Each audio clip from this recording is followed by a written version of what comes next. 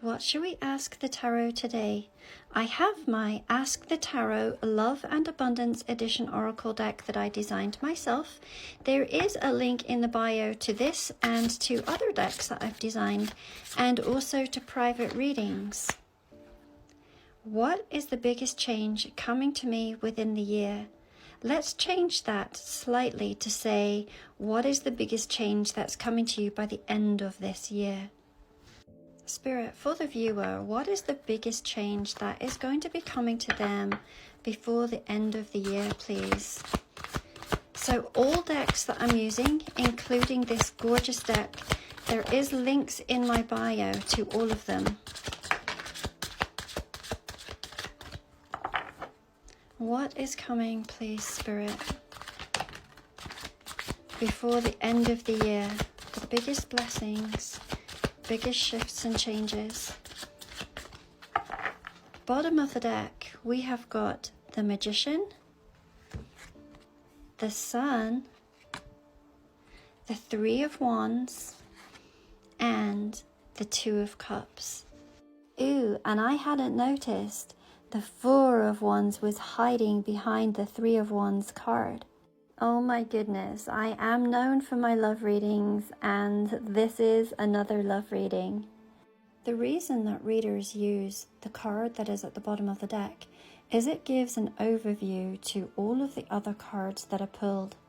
And therefore what it is saying is that there is something that you have been manifesting that is going to be happening for you by the end of this year. What is so particularly beautiful about this illustration is that the Magician is doing so effortlessly. In a traditional deck, you will see that the Magician is working so hard at everything. But this one, look, she is simply making a wish and being carried by an outside force, one that is taking her to her destination. She has this adorable party-looking hat. And just like the other day when I had mentioned New Year's Eve, this reminds me of the type of hats that people wear on New Year's Eve. A wish that is going to be granted on the eve of the new year. This is how it feels to me. The hat looks like a home. Swans mate for life, indicative of a companion for life. There also could be travel here, as we can see the tiny fields far below. The scene reminds me of a hot air balloon flying high above agricultural land, and I can't help but notice the Wheel of Fortune sitting right underneath. If we have time, I'll come back and look at this. The Two of Cups, who look almost like twins, their lives threaded and entwined together. These flowers here are called tulips. In the Victorian language of flowers, the symbolism is that of passion, romance, and true love.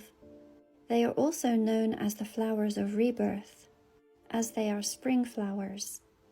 Like many flowers, at nighttime they close their petals tight, and when the sun arises they open them up again, so they are known as flowers of resurrection. This could very much be symbolic, as a renewal or a resurrected love.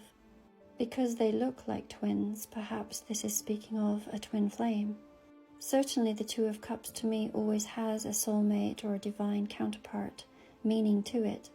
So for anyone who is familiar with my readings, we all know what the Four of Wands means. It is often called the 1111 card, simply because the four wands, or the four trees that they have depicted here, often look like two sets of 11s. Which speaks of divine union and divine counterparts, just as we have seen here. And this is a card of home and that of commitment. And we can see that they are dancing on the roof. It does rather remind me of the Mary Poppins movie, where the chimney sweeps are all dancing on the roof. Therefore the words, practically perfect in every way, are springing to my mind. So far I am seeing love, travel, manifestations, a home, 444 on my clock. With the Three of Wands, once again I see travel and I see homes, oceans to be crossed and places to be visited. The Three of Wands, again, is a card of manifestation. It's a card that says what you have dreamed of, what you have imagined, is coming into fruition.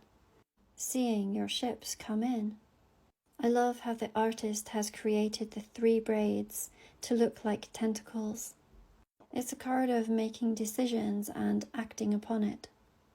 We have the Sun card, which is known to be the happiest card of the deck. Again, it reminds me of the new year. Because of the way that she is dressed, she looks like she is going to a masked Venetian ball. We had seen this bird, the swallow, in the King of Swords card yesterday.